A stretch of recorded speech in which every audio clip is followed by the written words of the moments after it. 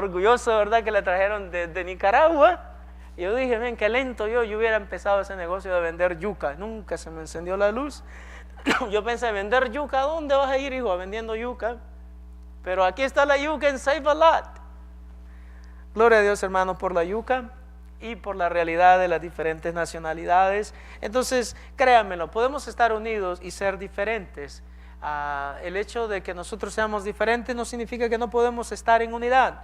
Pero ¿cómo lo logramos entonces? En este día estudiaremos 3 o 4 elementos esenciales que contribuyen a preservar la unidad en la iglesia y en otros lugares. Y vamos a ir, hermanos, al libro de Efesios. Toda mi lectura va a estar en el libro de Efesios. No lo voy a llevar de norte a sur, de este a oeste. Cualquier cosa más yo se lo voy a mencionar porque yo ya lo leí en la Biblia y lo puedo mencionar en esta mañana con facilidad. Número 1, entonces, el primer elemento es este. Para preservar la unidad tenemos que vivir una vida de devoción a Dios. Yo le garantizo honestamente que si usted vive una vida de devoción a Dios, usted va a ser un hombre o una mujer de que van a vivir en unidad.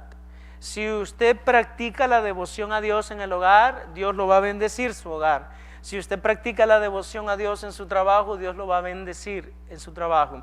Si usted practica la devoción a Dios en la iglesia, Dios lo va a bendecir aquí en la iglesia. Porque ese es el primer requisito para vivir en unidad.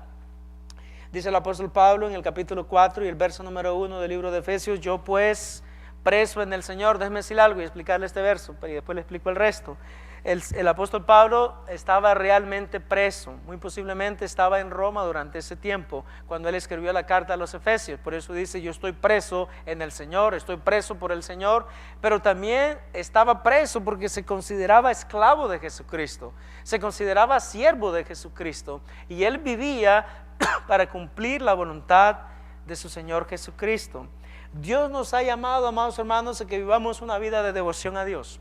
Pero ¿cómo podemos vivir una vida de devoción a Dios? Bueno, lo primero que tenemos que hacer es vivir una vida de arrepentimiento.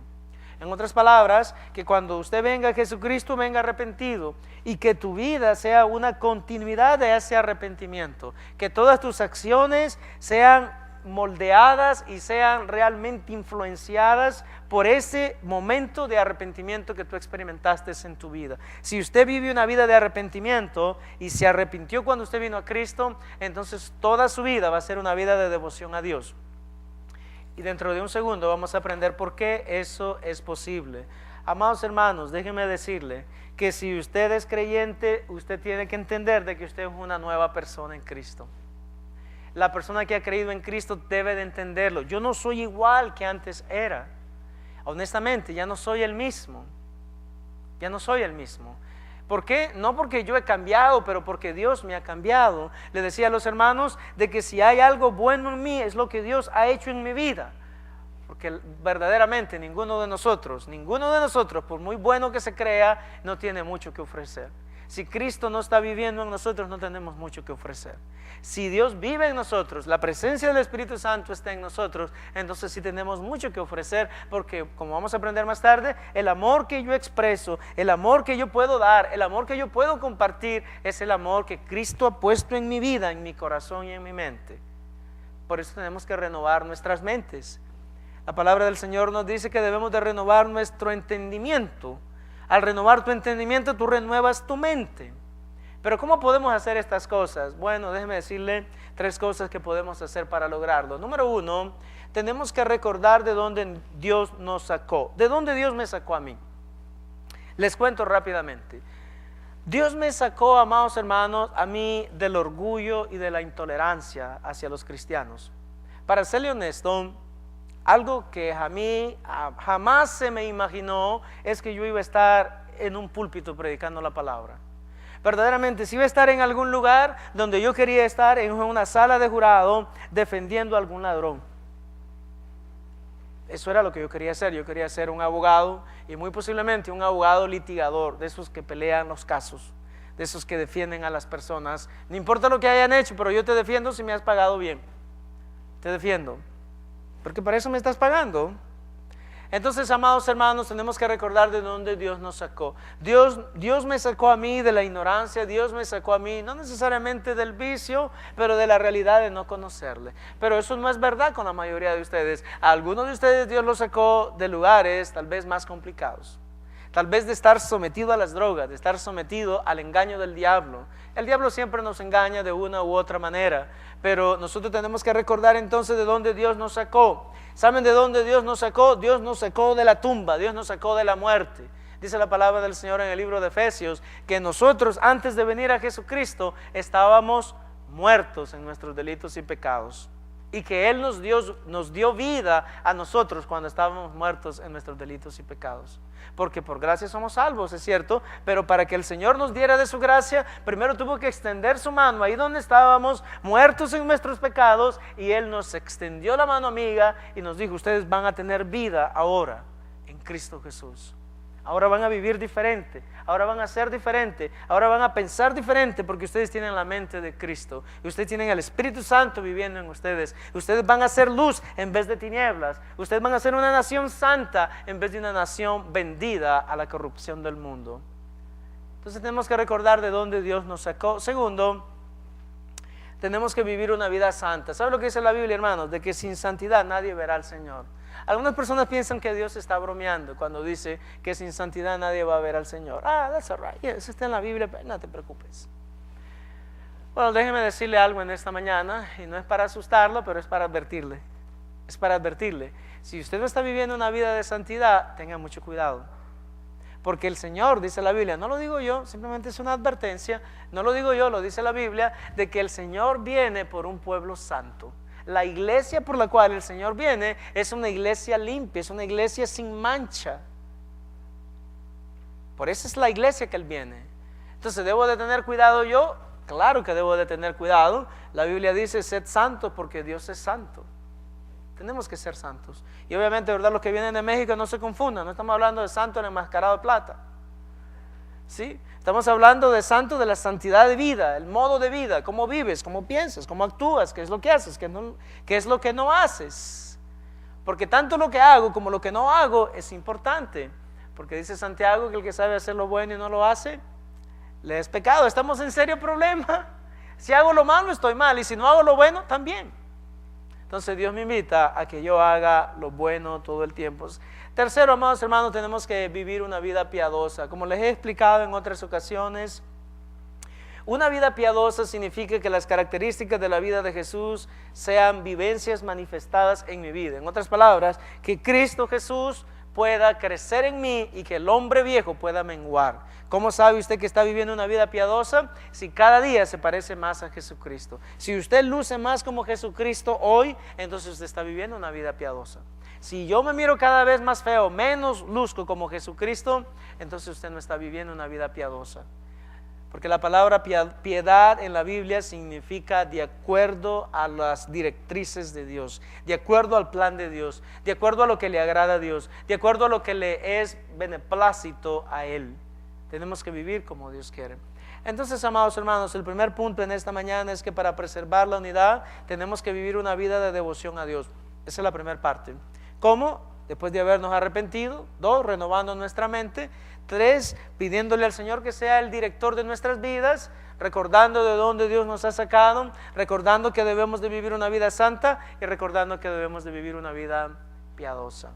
Así es como podemos vivir una vida de devoción a Dios. Dice el apóstol Pablo en el verso número 1 del capítulo 4 del libro de Efesios: yo pues, preso en el Señor, os ruego que andéis como es digno de la vocación con que fuisteis llamados. Tenemos que caminar con dignidad, pero la dignidad que el Señor nos ha dado, de la manera como Dios quiere que vivamos, como Dios quiere que hablemos, como Dios quiere que nos expresemos. Tenemos que nosotros pensar en todas esas cosas, qué es lo que le agrada a Dios, y entonces vivir una vida de acuerdo a los requisitos de Dios, de acuerdo al beneplácito de Dios.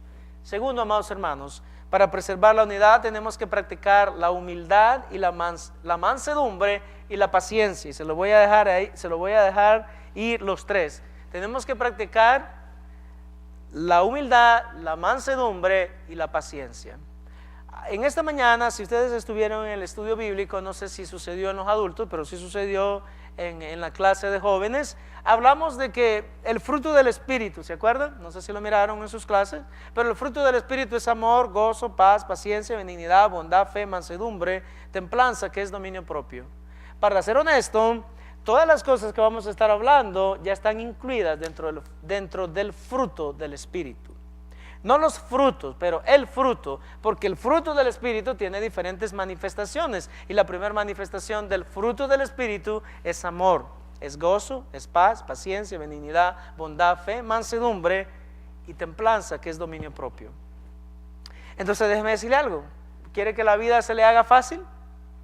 ¿Quiere que las cosas le salgan sin ningún problema? Simplemente lo único que tienes que hacer es dejar que el fruto del Espíritu pueda manifestarse en ti, porque el fruto del Espíritu son todas esas cosas. Pastor, entonces ¿por qué yo no tengo paciencia?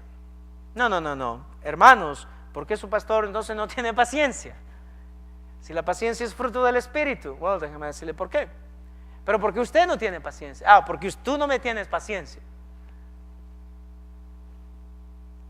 Porque la mayoría de nosotros no permitimos que el Espíritu Santo domine nuestras vidas. Cuando permitamos que el Espíritu Santo domine nuestras vidas, bueno, pero algunos se están preguntando, pastor, pero ¿cómo le hago para que el Espíritu Santo domine mi vida? ¿Qué es eso? ¿Con qué se come? Bueno, déjame decirle cómo se hace. Para serle honesto, se hace tomando un minuto a la vez. Por ejemplo, déjeme dárselo de una manera realista, porque eso yo lo he practicado ahora y lo estoy practicando, y lo sigo practicando y lo sigo practicando. Y es asegurarme, yo he decidido en mi vida de que como yo quiero que el fruto del Espíritu se manifieste en mí, y una de las características o las manifestaciones del fruto del Espíritu es la paciencia, entonces yo tengo que cultivar la posibilidad de que Dios pueda dominar mi vida. Y la única manera que Dios va a dominar mi vida es si se lo permito. Pero si yo no se lo permito, Dios no va a dominar mi vida. Entonces, pastor, ¿cómo puedo hacer para dejar de que Dios domine mi vida? Bueno, la manera que tú tienes que hacerlo es asegurarte de que no actúas de una manera desordenada. Algunas personas le dicen algo, inmediatamente le dice a la otra persona hasta de lo que va a morir. Pero yo quiero que el Espíritu Santo me domine. Por favor, tú no quieres que el Espíritu Santo te domine.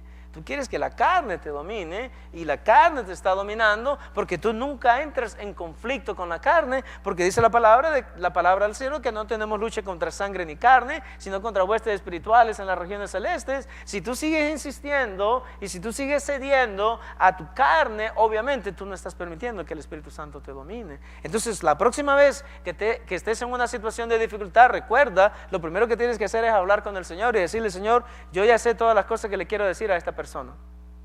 Honestamente, como dicen en mi país, le quiero decir hasta de lo que va a morir. Pero ¿quieres dejar que el Espíritu Santo te domine? Lo primero que tienes que hacer es dominar tu lengua. Dice la palabra del Señor, y es verdad, que el que sabe dominar su lengua sabe dominar todo su cuerpo. La persona que no puede dominar su lengua no sabe dominar nada todavía. Pero si comienzas con tu lengua, ¿qué te parece? Y eso es, honestamente, pensemos por un minuto. ¿Alguien te puede forzar a hablar a ti? Cuando alguien te dice algo, ¿te está forzando la otra persona que le digas algo? ¿Verdaderamente? ¿Te está forzando? No te está forzando. Tú le dijiste porque te dio gusto. Es más, hasta me sentí bien todo lo que le dije. Me sentí aliviado después de que le dije todo lo que quise decirle, hasta que me siento mejor. Pero ¿saben qué, amados hermanos? Te vas a sentir mejor por 10 segundos, porque después de 10 segundos, si el Espíritu Santo vive en ti, el Espíritu Santo va a traer convicción y te va a decir: no estuvo bien la manera de que te comportaste. Esa es una forma desagradable delante de los ojos de Dios. A Dios no le agrada, tú no eres de bendición.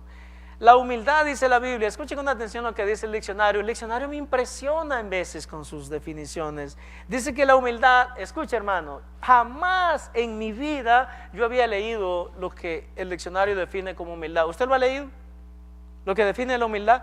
Noten lo que dice de la humildad. Y yo dije, pero si aquí está. Noten lo que dice de la humildad.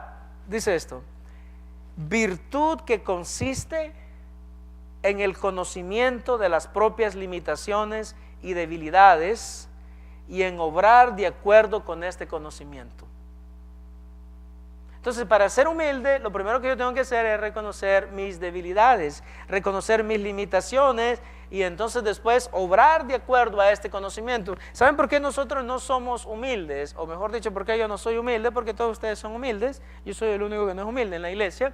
¿Saben por qué yo no soy humilde? Porque no quiero reconocer mis limitaciones.